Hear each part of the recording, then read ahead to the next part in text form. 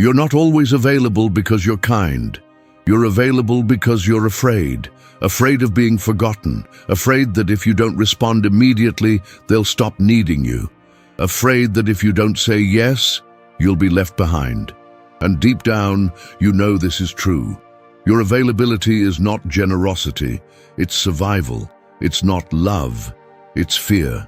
The fear that if you're not constantly present, they'll find someone who is. Someone louder, someone colder, someone harder to lose. So you keep showing up over and over, no matter how exhausted you are, no matter how little you get back. You answer the call, you reply to the message, you bend your own plans, your own peace, your own soul, because maybe, just maybe, if you stay useful, they'll finally see you, they'll finally choose you. But they never do, because people don't respect what's always there. People don't chase what never hides. People don't crave what's constantly available. Carl Jung said, "What you resist not only persists but grows in size." And what you've been resisting is the brutal truth that your presence is no longer a gift. It has become background noise, white noise, expected, ignored, and worst of all, replaceable. You don't see it yet, but every time you say yes to someone else while saying no to yourself, you disappear a little more. Not from their lives, from your own worth, from your own identity. You think you're being loyal, but what you're being is invisible. They don't even say thank you anymore. You're just there, like air, like Wi-Fi, like a tool, present until you're not. And even then, maybe no one would notice. That's the part that hurts the most, isn't it? Not the giving, but the silence that follows it. The quiet realization that your love isn't special. Your time isn't respected. Your effort isn't cherished. You gave everything, and they didn't even blink. You bent yourself until you broke, and they stepped over the pieces without looking down. And still, you keep going. Because that's what you've learned.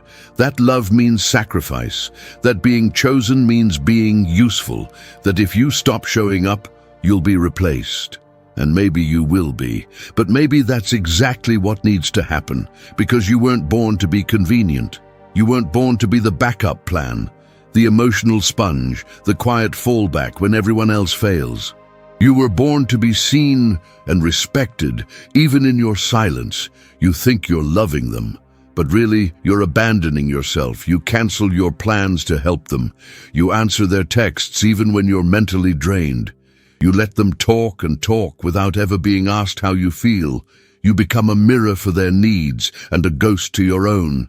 And then you wonder why you're so tired, why you're numb, why there's this growing void inside of you that no one seems to notice. Because no one is noticing. They only see what you reflect and never what you suppress. They only feel your presence, but never your pain. They take and take, but they never ask how much it costs you. Carl Jung warned us about this. He said, "Until you make the unconscious conscious, it will direct your life and you will call it fate."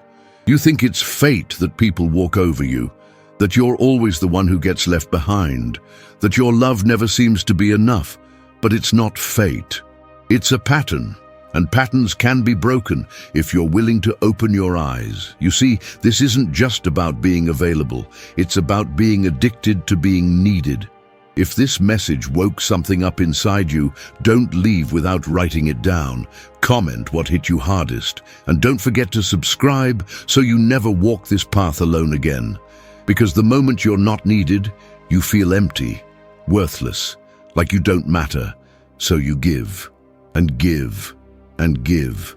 Not out of abundance, but out of panic. Because the silence of not being needed feels louder than rejection. But here's the paradox. The more available you are, the less you are valued. The more you prove yourself, the more invisible you become, until there's nothing left of you but a smile that hides the exhaustion, and a heart that wonders when someone will finally choose you. And that's the question you've been avoiding, isn't it? When will someone choose you, not for what you give, but for who you are? Because deep down, you're terrified that if you stop giving, no one will stay. You're terrified that your worth is conditional, that your love is not enough unless it's wrapped in sacrifice, that your presence only matters when it's convenient for someone else. And that's where the damage begins. That's where your soul starts to fracture. You become two people, the one they see, always kind, always helpful, always fine, and the one you hide. The angry, resentful, aching version of you that never speaks, that never asks for anything, that never feels safe to say, I matter too. And unless you face that part of you, you will keep bleeding silently in relationships that only value your usefulness. You will keep shrinking. You will keep disappearing.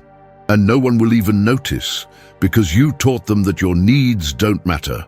Carl Jung believed that healing begins the moment you embrace your shadow, the part of you that screams, enough, the part of you that wants to stop being everything for everyone, the part of you that wants to feel seen, not just used. And maybe that's why you're here, because a part of you is waking up, a part of you is tired of pretending.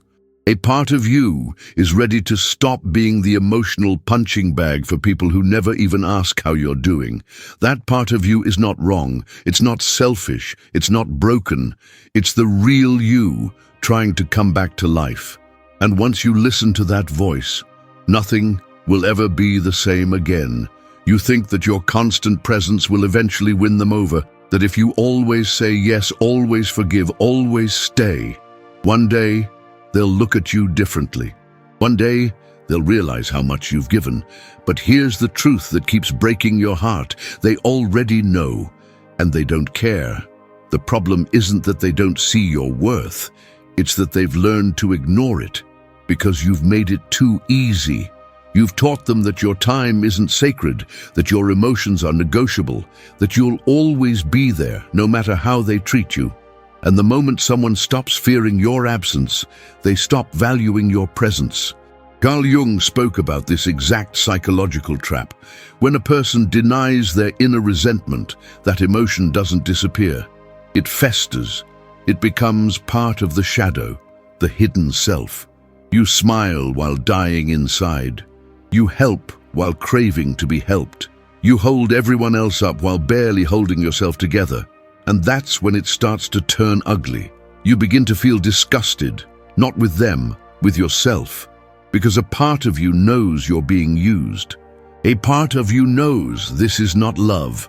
It's dependence, it's emotional servitude disguised as loyalty. But you don't stop, you keep giving, because giving is the only thing you believe makes you worthy of staying. So they keep taking, because why wouldn't they? They don't hate you, they just don't think they owe you anything. You're just the one who always understands, the one who always says it's okay, the one who always forgives. And in their mind, that's just who you are. Reliable, predictable, convenient, emotionally disposable. But here's what no one tells you: convenience is not connection. Submission is not love. And losing yourself is not the price of being chosen. You wonder why you're constantly drained, constantly anxious, constantly questioning your value. It's because you've built a life where your boundaries are negotiable. Your silence is the price of peace, and your feelings are buried under the weight of everyone else's comfort. That isn't kindness. That's self-erasure. Imagine this. Someone calls you at 2 a.m. needing help. You go, they cry, you listen, you drop everything. No questions, no hesitation. But when your world is falling apart, when you can't breathe, when you're screaming on the inside, they're too busy, or they tell you you're overreacting, or worse, they don't answer. That's the moment your soul shatters, because you realize you've made yourself emotionally homeless for people who wouldn't open their door for you. Carl Jung believed that this kind of imbalance eventually leads to emotional collapse. When the self is constantly sacrificed at the altar of others' comfort, it becomes a ghost, present but voiceless, visible but powerless. And the worst part? You start to believe it's your fault. You think you're too much, or not enough, or broken, or unlovable. But the truth is, you've simply been training people to expect everything from you, while expecting nothing in return. That's not love. That's psychological slavery, and you're the one keeping the chains locked. You tell yourself you're strong for staying, but strength without boundaries is just weakness wearing armor. You think you're loyal, but loyalty to those who drain you is betrayal to yourself. You think you're selfless, but there's nothing noble about letting yourself rot just to keep someone else comfortable. Carl Jung warned us, people will do anything, no matter how absurd, to avoid facing their own soul. And that's what you've been doing. You've avoided the part of you that's screaming for space, for respect, for freedom, because you're terrified of losing them, but you've already lost yourself.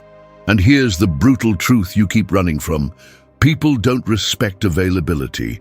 They respect boundaries. They respect silence that doesn't beg. They respect presence that can walk away. They respect someone who can say no and mean it. Because that's what creates value. Scarcity. Not manipulation, but self-possession. Not games, but gravity. You become magnetic the moment you stop chasing. You become respected the moment you stop explaining. You become powerful the moment you stop apologizing for your existence. But you can't reach that power until you break the addiction to being needed, until you realize that constant availability is not generosity. It's a trauma response, a pattern built from years of rejection, abandonment, and fear. And unless you break it, it will become your identity. You will keep showing up in lives that don't make room for you. You will keep offering your heart to people who only want your silence. And one day, you'll look in the mirror and not recognize the person staring back because you've become everyone's version of enough and no longer your own. And you know it. You feel it every time you laugh when you want to scream, every time you say, "I'm fine," when you're falling apart, every time you stay when everything in you is begging you to leave. This isn't sustainable. This isn't strength. This isn't who you were meant to be. And maybe you're not ready to let go. Maybe the thought of pulling back terrifies you. But I need you to hear this. And Carl Jung would say the same. If you keep giving everything to people who give you nothing, you're not being kind. You're being used. And the world does not reward self-betrayal. It punishes it with loneliness, resentment, and collapse. But it doesn't have to end that way. Not if you start listening to the voice inside you that's finally whispering, "Stop, just stop." Because the moment you stop, something shifts. The power returns, the gravity comes back, and the world begins to notice what it ignored for so long, your absence. That's where we go next. You were taught that silence keeps the peace, that being agreeable means being loved, that if you just keep your voice soft, your presence light, and your needs invisible, people will finally choose you. But what actually happens is far more devastating. The more you shrink, the more they step over you. And then, one day, you vanish, and no one even notices you're gone. This is not just a mistake, it's a trauma pattern, a deeply wired belief that says, if I don't make waves, I won't be abandoned. Carl Jung believed that our early wounds don't disappear. They shape our entire personality. If you were punished for speaking up, you become quiet. If love was withheld when you expressed anger, you become passive. If your needs were mocked or ignored, you begin to feel shame every time you want something. So you learn to overcompensate. You give too much. You tolerate too much. You explain yourself to death. And you do it because somewhere inside, you still think you're one wrong move away from being discarded. But there's a cost, and that cost is you. You lose yourself, piece by piece, in relationships that reward obedience instead of authenticity. You begin to equate survival with submission. You become afraid of conflict, not because conflict is bad, but because in your mind, conflict means loss, rejection, abandonment, so you avoid it at all costs. You'd rather swallow your voice than risk being alone. You'd rather be liked than be respected. You'd rather be accepted than be honest. But here's the paradox. The more you avoid conflict, the more chaos you create. Because you're not avoiding the storm, you're becoming it, quietly, internally, slowly. Resentment grows, exhaustion builds. Your smile becomes a mask, your kindness a cage. Until one day, something snaps. You either explode or you disappear completely. Carl Jung warned that what we resist persists. The emotions you bury don't die, they fester. They become sarcasm, detachment, anxiety, depression, and worst of all, they start to convince you that something is wrong with you, that you're broken, that you just feel too much, that maybe this is the best you'll ever get. It's not. But healing doesn't begin with others. It begins when you stop abandoning yourself. Imagine this: someone disrespects you again. They cross a line again. And for the first time, you don't laugh it off. You don't minimize it. You don't explain it away. You look at them and you simply say, "Don't do that again." Your voice doesn't tremble. Your eyes don't plead. You don't over-explain. You let the silence speak for you. That's silence, that's power. It's not about yelling. It's not about revenge. It's about choosing yourself in a world that benefits every time you don't. The fear will come, the shaking hands, the dry throat. The voice in your head saying, "They'll hate you, they'll leave, you're making a scene." That's not your intuition, that's your wound. And wounds don't tell the truth. They tell the story of the pain that created them. So what do? You breathe through it, you stay grounded. You remind yourself that boundaries aren't betrayal, that no isn't rude, that being disliked is not the same as being unsafe, that the people who truly care won't be destroyed by your honesty, sir, and the ones who are, they were never safe to begin with. Carl Jung taught that real growth begins in the darkness, the places we avoid, the truths we fear, the rage we suppress. Because the shadow isn't evil. It's the part of us that's tired of being polite while we're dying inside. It's the part of you that says, "I deserve space too.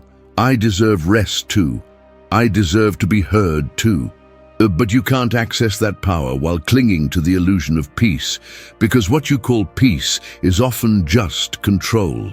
A fragile, anxious attempt to hold everything together so nothing breaks. But things are already breaking inside you, and maybe they need to. Maybe the fake harmony needs to collapse. Maybe the relationships built on guilt need to dissolve. Maybe the version of you that was always agreeable needs to die so the real you can breathe. You think you're afraid of conflict, but you're actually afraid of your own power, of what will happen when you stop begging to be chosen, of who you'll become when you stop performing for love, of the silence that follows a boundary and the freedom that blooms in that silence. Freedom doesn't come when you're finally good enough for everyone else. It comes when you're finally enough for yourself. And that begins the moment you stop asking for permission to speak, to rest, to say no, to walk away, to be seen. It will feel like rebellion, because your entire life taught you to please, to smile, to submit. But it's not rebellion, it's resurrection. It's the return of your self-worth, your dignity, your voice. And it doesn't require an audience, just your decision. So the next time they call you too sensitive, too intense, too much, smile. Let them go. And remember what Carl Jung would say: the parts of you they reject are likely the parts you most need to reclaim. Because when you finally reclaim them, you stop trying to fit into spaces that were never built to hold you. And that's when you stop being invisible. Was there a line that spoke directly to your story? Drop it in the comments. Your voice matters here. And if this felt like a conversation you've needed for years, hit subscribe and stay with us. There's something deeply terrifying about choosing yourself in a world that's trained you to disappear. You hesitate. You overthink. You feel the eyes of everyone around you, even when no one's watching. The guilt isn't just emotional, it's physical. A knot in your chest, a cold sweat, the unbearable tension of knowing what you want, but being too afraid to reach for it. Because the moment you do, you might lose everything that made you feel safe, even if that safety was just silence, suffering, and self-erasure. Carl Jung once said, "The privilege of a lifetime is to become who you truly are." But no one tells you that the process feels like betrayal. When you stop being the version of yourself that everyone else needed you to be, you start becoming a stranger to them and to yourself. The mask has been on for so long, it fused to your skin.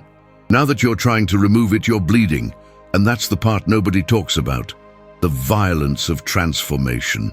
See, growth isn't gentle. It doesn't knock on the door and ask, "Are you ready?" No. It rips open what you thought was healed.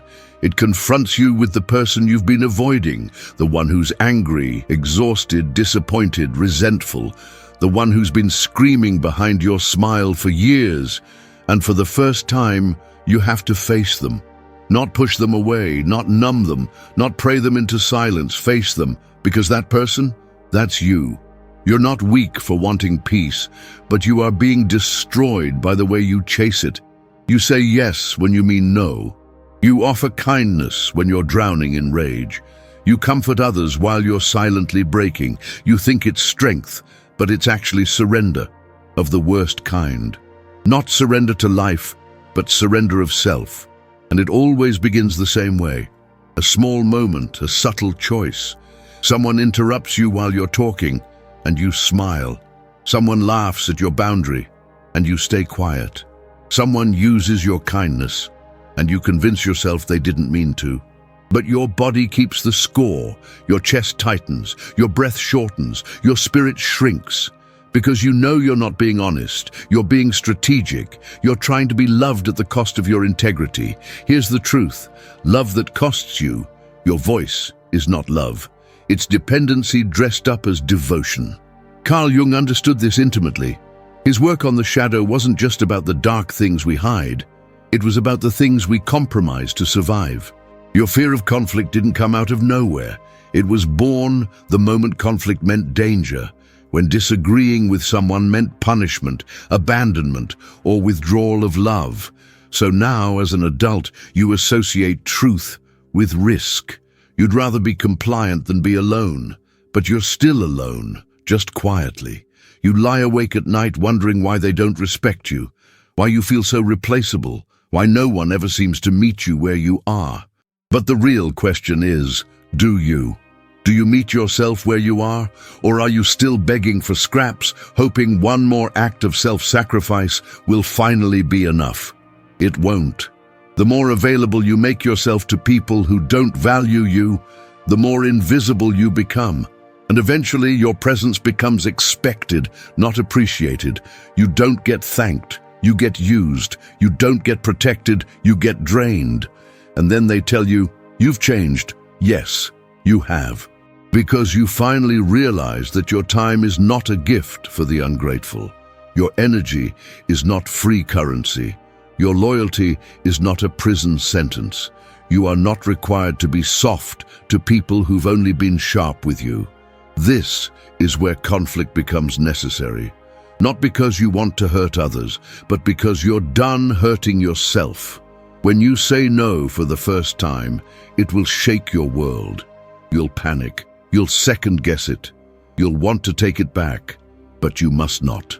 Because that moment is sacred. It is the moment your body finally believes you're on its side, that you're no longer willing to abandon it to keep the peace. Your nervous system will scream, your inner child will beg, your brain will race. But beneath it all, something else will rise. Power. Not the loud, aggressive kind, the quiet kind, the kind that no longer begs, that no longer explains, that no longer fears the silence that follows a boundary. That is the root of self-respect. Carl Jung would tell you that wholeness requires confrontation, not only with the outside world, but with the parts of you that have been trained to please, to appease, to disappear. That confrontation, it's not cruelty, it's clarity. It's the moment you stop handing out discounts on your soul, so the next time someone acts like you owe them your time, your energy, your forgiveness, pause, breathe. Ask yourself, would I do this if I loved myself? If the answer is no, then walk away. Let them feel your absence. Let them sit in the silence they created when they mistook your softness for stupidity. That silence, That's the beginning of your return. The return to self, to dignity, to boundaries that don't bend, to the version of you that no longer fears being disliked because you finally like yourself enough to stop bleeding for people who never learned how to hold you. And if that makes them uncomfortable, let it. You are not here to be easy to swallow. You are here to be free. Freedom is not found in comfort. It is forged in the fire of your own resistance, and nothing exposes the depth of your resistance more than the moment you decide to stop tolerating what's been silently killing you. That's when everything surfaces, not just fear, but history. All the years you said yes when you wanted to scream no. All the times you made yourself small, hoping someone would notice the sacrifice. All the moments you chose to stay quiet, just to be allowed to exist near someone else's chaos. Carl Jung didn't believe in passive healing. He believed in integration, the terrifying act of looking directly at the pain you've buried and realizing it's not your enemy, it's your compass. Every ache in your chest is trying to tell you something. Every breakdown you've had was not weakness. It was the soul's final warning. You are losing yourself, and most people do. They go through their entire lives shrinking, pleasing, apologizing, praying that the world will finally treat them with dignity. But dignity is not given to those who don't demand it. It is not awarded to the endlessly kind, the overly forgiving, the always available. The world only begins to treat you differently when you do. You have to become willing to lose people, lose approval, lose comfort, lose roles you were forced into. Caretaker, peacekeeper, fixer, the one who always says yes. Because until you lose those roles, you'll never find the person underneath them. And let me be clear, you're going to lose things, real things. Some people won't understand your boundaries. Some will be offended by your silence. Some will call you selfish for putting yourself first, especially those who benefited from your self-neglect. But loss is not always destruction. Sometimes loss is deliverance. The person you used to be, the one who begged to be seen, who never let themselves rest, who kept trying to prove their worth, that person is allowed to die. In fact, they must. Because your new self cannot breathe while your old self still holds the microphone. And what's on the other side? Peace. Not the peace that comes from avoiding conflict. The peace that comes from knowing you don't betray yourself anymore. You speak when something needs to be said. You walk away when something dishonors you. You stay when it feels right, not when it feels expected. You are no longer owned by fear. You are no longer bound to the guilt that made you say yes. You are free, truly free. Tell us in the comments what part of this felt like it was written for you. And if you found value in this journey, subscribing is the best way to keep going, together. But it's not a freedom the world celebrates. It's a quiet freedom, a sacred one. It's walking into a room and no longer needing to manage everyone else's feelings just to feel safe. It's standing in front of someone who's trying to manipulate you and seeing right through them, calmly. It's knowing that you don't need to convince, explain, or defend. You're not in the business of being understood anymore. You're in the business of being whole. Carl Jung believed that individuation, becoming your true self, is the most dangerous and necessary journey a human being can take. Not because the world punishes you for it, but because you realize how much of your life was built on illusion. The illusion that you had to earn your right to exist. The illusion that your softness made you lovable. The illusion that your silence protected you. But now you know. It was never your softness that made people stay. It was their comfort in knowing you wouldn't fight back. And now that you've changed, now that you've returned to yourself, they will have to learn a new language to speak with you.